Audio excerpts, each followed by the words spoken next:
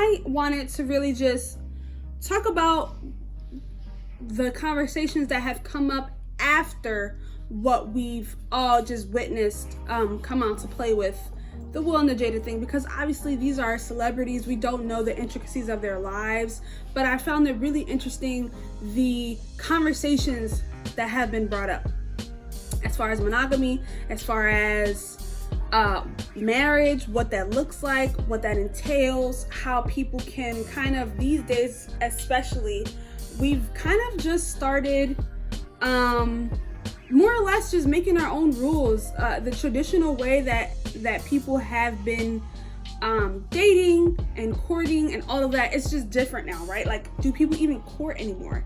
Like, that's a different thing. So I was having these conversations not only in group chat, but also with people that I watched the video with and all of that. So I'm like, man, I wonder how everybody else is thinking about these things. Are they thinking about it? Does it really matter to them? Have they already had these conversations? We're gonna get into it. Hey guys, welcome back. It's your girl, it's your best friend, it's your boo thing, it's your quarantine bae, JAWN, back at it again with another video. And this time, ladies and gentlemen, a little drum roll for you. My drum roll's trash. The very first Chisme and Chill. Yay! Okay, so today, the world has been absolutely tripping, right? So many things are going on right now. There's a coin shortage. Corona's back on the move. What else? Madness, right? Protests are back on. Just because your feed is back to normal does not mean that the protest has stopped, that the conversations have stopped. Black lives still matter. We still got people out here talking about Goya this and Goya that, Goya supporting Trump for 2020. Listen, en esta casa no, déjame decirte, look, me lavé las manos con Goya, okay? I don't like your sofrito anyways.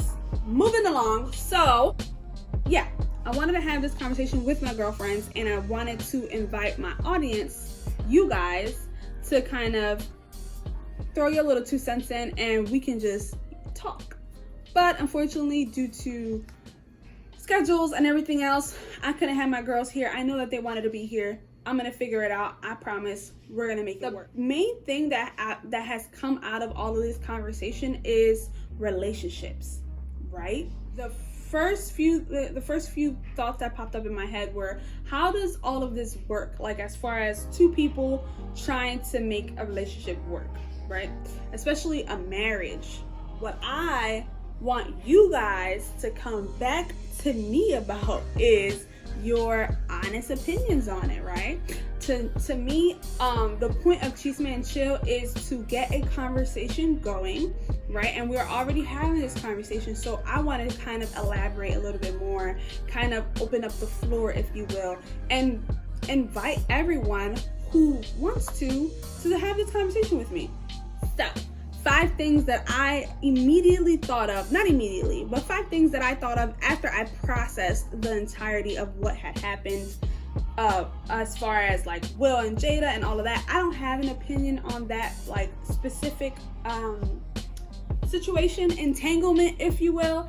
I personally don't feel the need to share that, right? Because I don't know these people. First 5 things: transparency, communication, vulnerability, intentionality, and honesty. These are the first 5 things that once I processed everything and once I kind of started having these conversations, that popped up in my head. And I feel like all of these things coexist. So you, in my opinion, you can't have one without the other. You can't be transparent and vulnerable if you're not communicating, if you're not being honest with your intentions. So for me, this was super interesting because as I'm getting older and as I am the single girl that I am, right? I've been single for 3.5 years, almost 4 years. What my dating life looks like, right? Or rather what I would hope it would look like. So I don't want to continue, or I don't want to ever get myself into a situation, an entanglement That's gonna be the word for 2020 for the rest of the year. All of this was an entanglement. Yeah, basically, all I'm trying to say is, what does it look like for you? My question to the viewer, to you, is, what are your top 5 things that have to be in a relationship in order for you to be okay, for you to feel safe, for you to feel seen, for you to feel heard? And you drop your info down below, or your comment, or an experience possibly, and then let's really start this conversation, okay? 5 things last time: transparency, being open, communication, finding the verbiage and the words to express yourself, but also being able to understand your partner or whoever, right? Communication, how they've received communication and how you should be communicating with them. Vulnerability, super good one, and I'm just gonna read it again from vulnerability is the state of being open, right?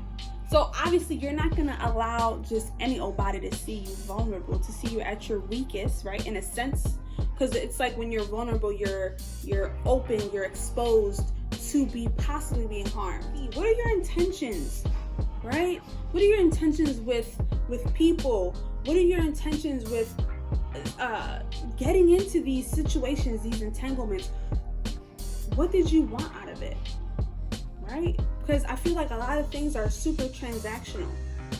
Especially relationships. When you're building a family, a legacy, a life with someone, it's transactional. I mean, back in the day, people used to get married into good families, right? So that you knew that you was going to be good, that your family was going to be good. And that's anywhere. That's all across the board. That's Black, that's Latino, that's white, that's whoever, right?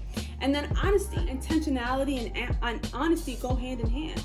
Your intentions with that person, once you set your intentions and your expectations, right, you have to be honest about that, which then correlates with communication, which then correlates with transparency, which then correlates with vulnerability. The only thing that I will say about the Will and Jada thing is that I believe that they have gone into a space where I remember seeing in the video Will saying, "I told you that I would love you through anything."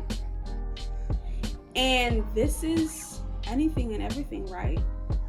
That's all I'm gonna say on that. Even though these people have hurt each other, right? They've hurt each other, they've been mean, they've been cruel, they've been all of these things, right? As far as what they've shared.